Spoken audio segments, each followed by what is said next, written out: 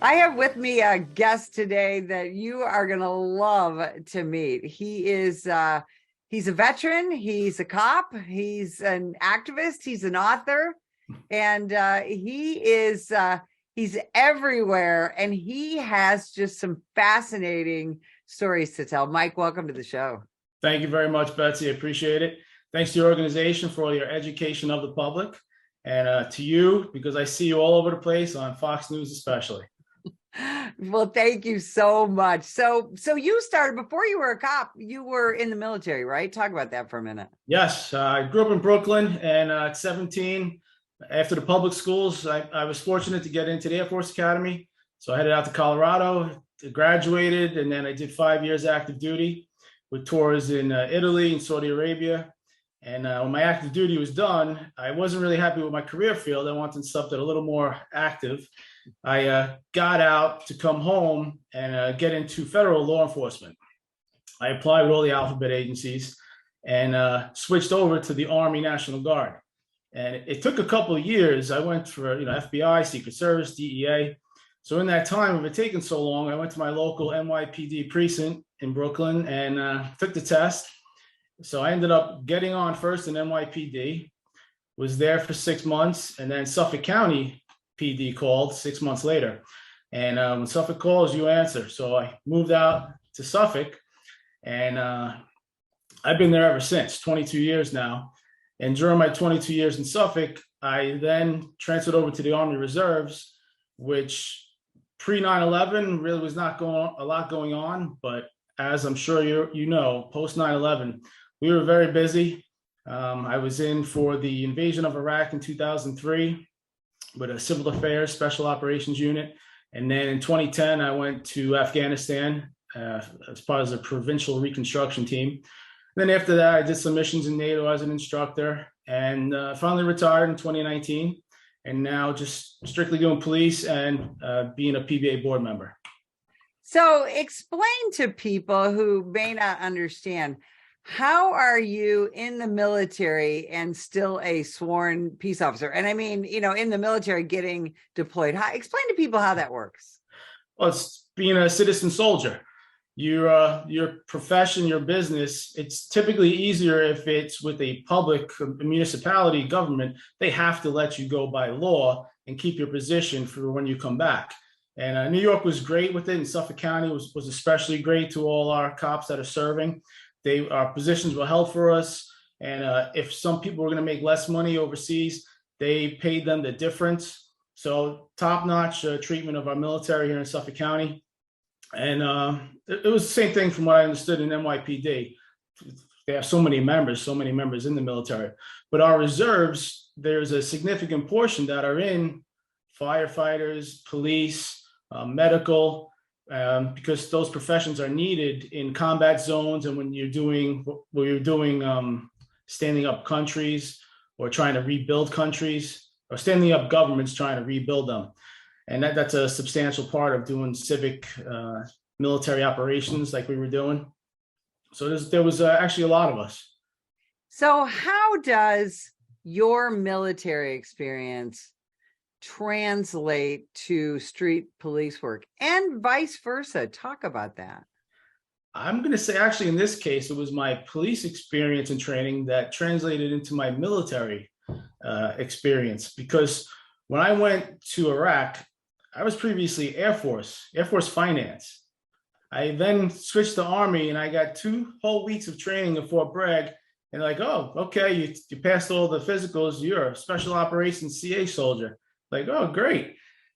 Thankfully, I had 2 different police academies and time on the street and growing up in Brooklyn, you kind of get street smarts. So all those together with my age being a little older, I think that helped significantly going into Iraq, dealing with local leaders, dealing with people that trying to kill you or those in those villages where they're harboring those people. You just know how to deal in a second to flip things on and off. When you had to be alert, when you could kind of let your guard down, just awareness of your environment and and the people you were encountering. Yeah, a lot of American law enforcement is literally urban warfare sometimes, isn't it? Right, right. And that's really what Iraq was like, because they really have an infrastructure and a government and buildings. Whereas in Afghanistan, it was definitely more like medieval times. They literally still have dirt roads with the sewage just going down the middle of the dirt, which is in the center of the village, with wells that they're getting their water from. They didn't have a central government. It was all provincial and tribal. So it was quite different experiences. So what uh motivated you to write a book? And it's a fantastic book. I mean, the reviews are off the charts. Thank you. Thank you very much. What talk about the book? What motivated you to write it, and how did you come up with the title? Okay, it was 2019. So picture this. This is pre-COVID, pre-George Floyd. November, December, I have to do my final capstone project to write a master's thesis to get my master's degree in national security studies. So I'm thinking, with all my military experience, living overseas, I'd really like to write about the resurging Russia or the emerging China, who's our greatest threat, or EMP taking down the grid, or biological warfare. But I thought, you know what, having experienced America, post, let's say, Obama, Michael Brown, I thought, you know what, really, the greatest thing that has a chance of dividing our country and destroying us from within is the issue of racism, and using the police as that focal point, that institution, which they're trying to say is systemically and historically racist. It's not that China's going to come overrun us, in the country, or the same thing with Russia. It's going to be from within.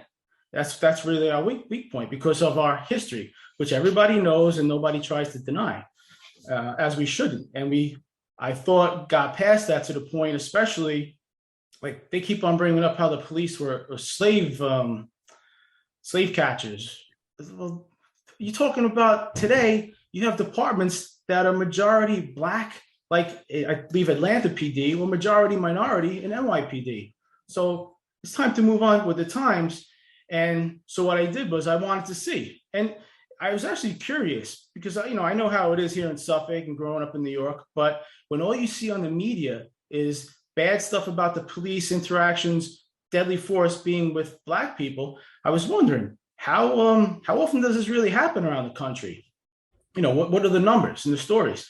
So I did a multifaceted scientific research paper. So it's not my personal feelings. What I started out with, I took USA Today, because that had the largest national distribution of any paper in America. And I analyzed the front page for 4 full years. I literally looked at every single front page online, and I saw what are the front pages, the stories and the teasers that are then linked in further in the paper, looking at deadly police shootings, any stories on those. And then I also looked at Black on Black crime, because they also say that, the media just tries to make it look like there's more Black on Black crime than there really is. It's not a big deal. You're just doing it because you're racist. And then I wanted to see, well, comparatively, how many stories are there about police being killed in the line of duty? And just for fun, how many positive police stories will there be? So that was just the first part. What I found in those 4 years, using the Washington Post database, because that's who the left uses to try to attack us, how many deadly police shootings were there in those 4 years?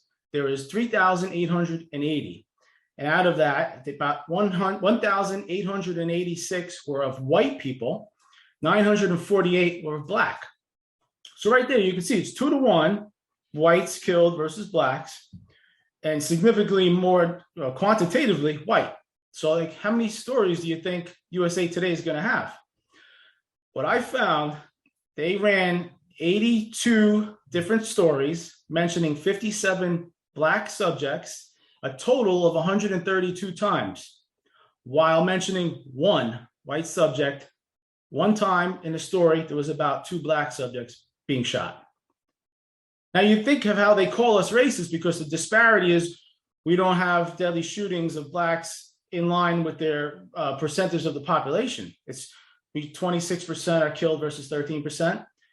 Well, here you have 13% of the population is Black, but 100% of the stories are about Black people being killed by the police. So those numbers are just extraordinary. And Yes. and this is the thing. This is why the National Police Association exists, because we saw this war on cops, Yes. really starting in 2014 during the Obama administration. Right.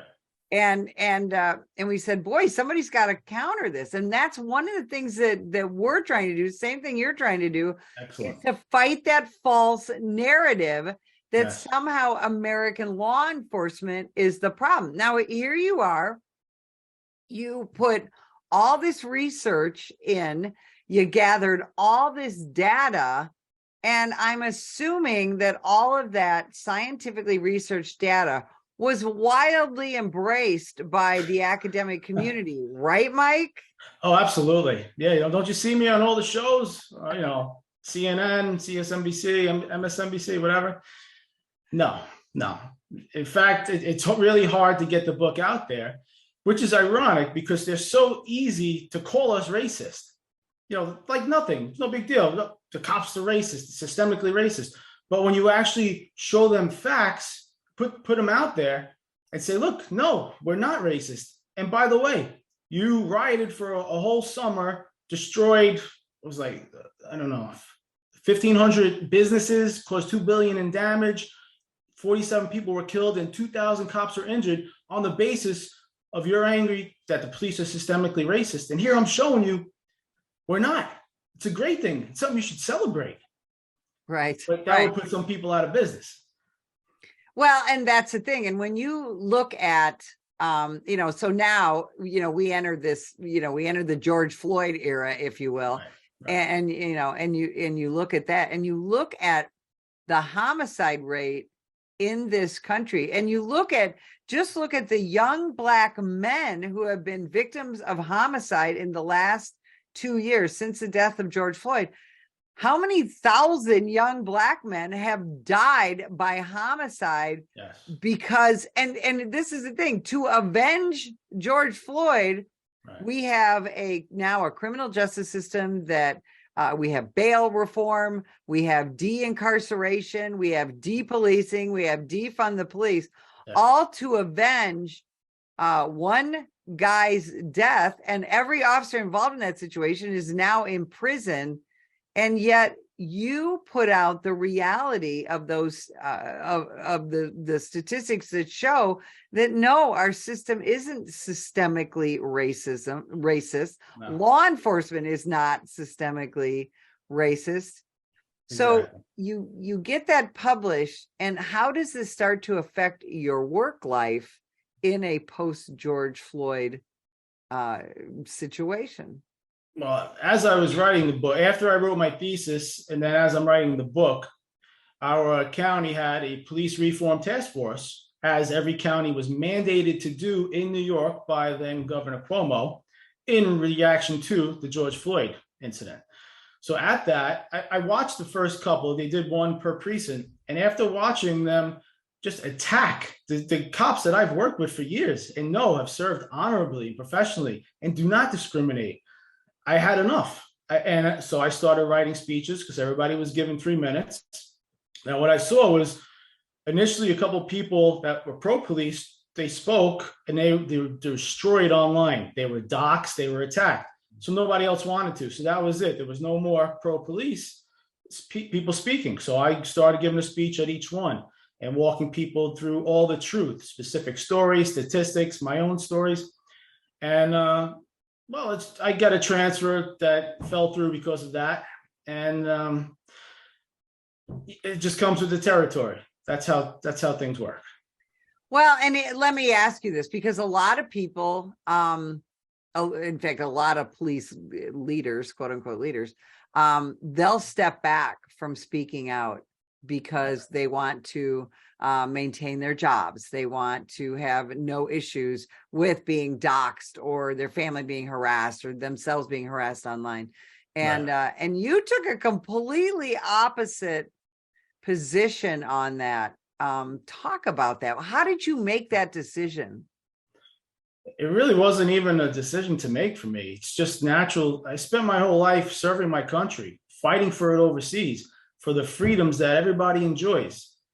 Now, I understand when you're in uniform, there's certain things you can and can't say. But when I'm off duty on my own time and I'm not doing anything to dishonor my department, when in fact I'm doing the opposite, I'm trying to honor my department and my fellow officers and educate the public on the great things that we do and how you're being fed lies.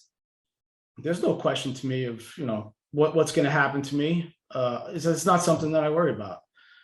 And I do look forward to the day I am retired and I could speak like one of your recent guests, Lieutenant Special Assignment Eric Dim. Him and John Macari just had me on their show. Awesome guys, and they are retired and unfiltered because they're retired. God bless them. It's a great podcast. Yes, it is. It is. Well, so, we do polling, other organizations do polling, and we find out that most of the American public wants their police officers to be well funded. They trust us. We're one of the most trusted professions in this country. Right. They worry about us. They're concerned with our safety. They were upset about all the violent riots of 2020 and 2021 and wanted them investigated. And yet, what you found out in the media is absolutely just the opposite. Why do you think that the media and a lot of politicians want people to have this hatred for American law enforcement? Well, first you got to think about what kind of people are attracted to politics. And you start to see, like we have George Santos, who recently got elected in New York, habitual liar. He's no different than Joe Biden, who's been lying his entire career. Nor like the senator in Connecticut who had false valor and tried to make believe he was a Vietnam veteran. These are people that are just doing what they need to do to get in power and stay in power, not necessarily out of duty, honor, country. And I think some people do have an agenda that they are not happy with America and they would like to see big changes. As you see, we have elected officials that are socialist, not hiding it. They brag about it. So there is an agenda to destroy America the way it is. And they're doing it by attacking our culture, because without a culture, you don't have a country. So they're attacking our police. They're attacking just common sense and words when you see what they're doing with children, even with science. Where, look, I was one of the biggest vaccine takers ever being in the military. I've got 10 things of anthrax in me. We get the flu shot every day. But after seeing how they politicize COVID, I'm not so believing in science anymore, or, science. So there's an attack on all fronts within America. And as I found in the book, the systemic racism being exhibited was not by the police. It was by the press, the politicians, and the protesters, all in unison. Right. Absolutely. And we have now what's been happening in Atlanta, Georgia, and it's starting to spread around the country, right, is once again, Antifa is getting involved in the AntiCop movement, and they're getting violent. Where do you see all that heading? Well, not in good places, because in reaction to the violence, the police are going to have to use more force. And then it becomes like a round circle where the more the police act, the more they get reactions from these groups and then sympathetic politicians and media. Because I know you had this one guy who was on, I think, CNN or MSNBC saying, well, they're calling this violence, but is it really violent because they're just destroying property? Well, first of all, tell that to the people whose property it is. And the whole incident was precipitated by violence. They shot a Georgia State trooper as they were clearing out their illegal compound in the forest. So yeah, it's violence. And the way they mince words, they gave him, recently we had 2 cops stabbed in Suffolk County just this last month. And when Stony Brook, the hospital, took phenomenal care of them, they were updating the public on their status. And one of the university professors then writes, oh, but what about the person they murdered? And you're like, murdered? They were literally stabbed and almost killed because they didn't use deadly force first. They tried to de-escalate, then were almost killed, and then used deadly force to, save their own lives and not die. So we have about a minute and a half left. What do you think it's going to take in a minute to bring young people back to this profession that you and I and 750,000 other people in this country love? It's going to take an all-out effort starting from when children are very young, giving them an appreciation and respect for law enforcement, having us shown in a positive light in the schools. It does all start in the schools and how they're being raised by their families, and then what they see on TV, that it's positive. They shouldn't be scared of us. You don't want any children to be scared of you, because then when they grow up, that can lead to a bad encounter because they've been taught to fear you, so they're going to be combative or something. And there's been a lot of bad stuff found in the schools that activist teachers are using to push their agenda, their anti-police agenda. I know there's many teachers that are against it, but you have to get rid of the ones that are doing it. And once you get that, right? Yeah, I mean, why is it that activist teacher good, activist cop bad? That doesn't seem to make much sense, does it, Mike? No, it doesn't. There's definitely different sets of rules for different professions and people. Right. Yeah. Mike Simonelli, where can people find you? Where can they find the book? You are somebody that I think people are really going to want to follow. Thank you very much. They can find me at Twitter. It's at Justified Force. I have a website.